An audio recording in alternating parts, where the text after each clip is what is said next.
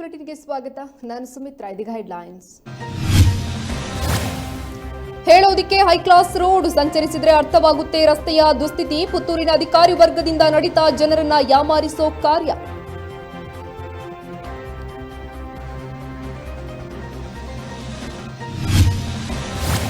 ಸರ್ಕಾರಿ ಜಾಗ ಅತಿಕ್ರಮಿಸಿದ ಆರೋಪ ನೆಲಸಮವಾಯಿತು. ಕೆಂಜಾರು ಕಪಿಲ ಗೋಶಾಲೆ ಬೀದಿಗೆ ಬಿದ್ದ ನೂರಾರು ಗೋವುಗಳು.